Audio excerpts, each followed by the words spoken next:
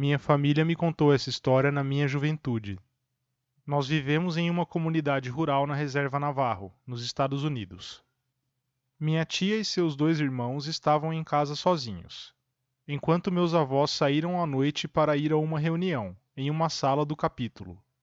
Como muitas famílias na reserva, a casa deles não tinha energia elétrica. Já havia escurecido há mais ou menos 1 hora quando minha tia e meus tios estavam se aprontando para dormir. Eles ouviram barulhos lá fora, como se alguém estivesse mexendo em alguma coisa. Meu tio mais velho foi dar uma espiada pela janela da frente da casa e viu uma silhueta perto da caminhonete deles. Isso era um acontecimento bastante incomum, pois o vizinho mais próximo morava a algumas milhas de distância.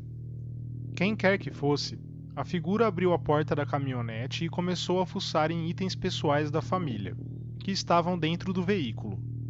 Minha tia e meus tios ficaram assustados com a visão, mas sabiam que tinham que tomar uma atitude sobre isso. Eles pegaram o rifle e se posicionaram, quase que precisando de todos eles para segurar a arma. Eles escancararam a porta e miraram a arma em direção à figura sombria. O indivíduo se virou e começou a andar em direção a eles, totalmente inabalado pela visão da arma.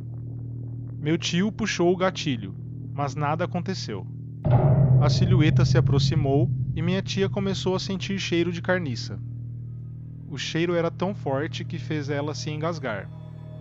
Meu tio continuou a puxar o gatilho, sem sorte, e a figura foi se aproximando cada vez mais.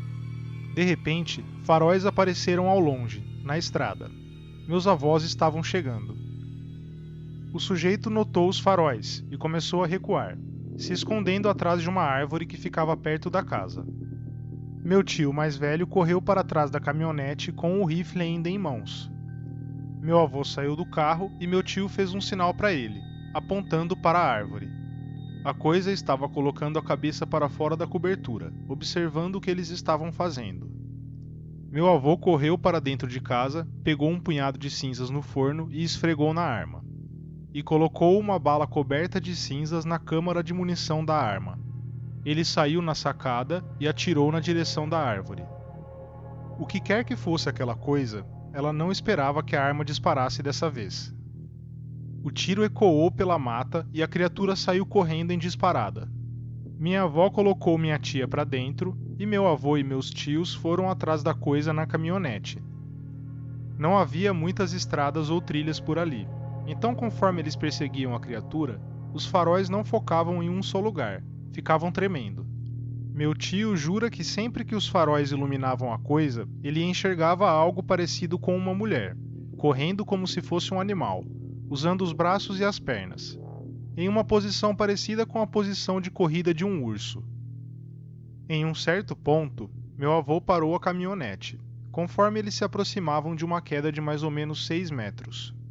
Ele saiu da caminhonete e começou a gritar palavras no idioma navarro. Meu tio disse que ele estava berrando sobre alguma mulher da região. Ele gritava que não estava assustado e sabia quem era ela, mandando ela deixar sua família em paz. Uns dias depois, saiu no noticiário que a mulher sobre quem meu avô estava gritando havia falecido. O povo navarro sempre diz que se você sabe a identidade do Skinwalker, diga seu nome para ele e ele morrerá.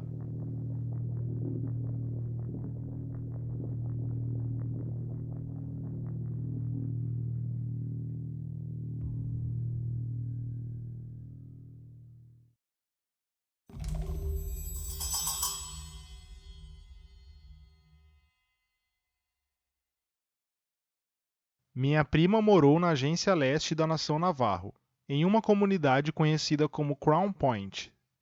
Ela ainda morava com os pais nessa época, e era uma ótima filha. Tirava notas altas, tinha um carro bacana, jogava no time de basquete da escola e era muito popular. Quando ela contou essa história, foi bem fora do normal, e os eventos subsequentes aprofundaram minha crença sobre a cultura tradicional navarro e seus tabus. Minha prima estava voltando para casa após o treino de basquete, que havia se estendido além do pôr do sol. Era época de frio, então já havia escurecido quando ela chegou na vizinhança em que morava. Ela fez o caminho até a habitação onde sua família vivia. Estava longe de ser um condomínio chique e cercado, mas o lugar era bem iluminado e os vizinhos moravam bem próximos um do outro. Conforme se aproximava de sua casa, ela viu um grupo de cães. Nada em comum. Havia vários grupos de cachorros de rua que perambulavam pelas comunidades rurais. Esses animais não pertencem a ninguém e arrumam comida onde podem.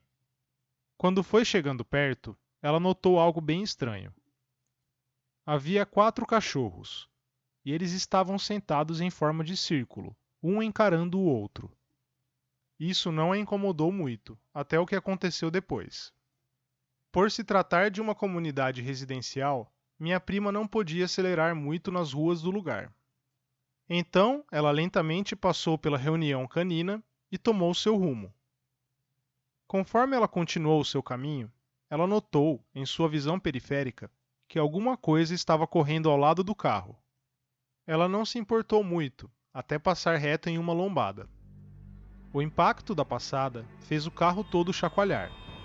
Ela olhou para o lado e viu o cachorro de novo, acompanhando o ritmo do carro casualmente. Ela tentou ignorá-lo e acelerar um pouco, tentando se lembrar onde havia lombadas por essas redondezas e prestar mais atenção. O cão continuou seguindo. Em um certo momento, ela teve que parar por causa de uma placa de pare. Ela começou a se sentir imensamente desconfortável e tentou manter os olhos na pista, mas a curiosidade era demais. Ela acabou olhando para o cachorro novamente. Ele estava encarando o horizonte enquanto acompanhava o carro. Ela continuou acompanhando com um olhar, quando de repente o cão virou a cabeça, olhando diretamente nos olhos dela. Ao invés de uma face canina, ele tinha um rosto quase humano, coberto de pelos, e estava sorrindo de orelha a orelha. O medo dominou seu corpo, e minha prima pisou fundo, sem se atrever a olhar o retrovisor. Ela chegou em casa e foi tropeçando até a porta da entrada, com as pernas fracas de medo. Minha tia foi até ela e minha prima começou a soluçar.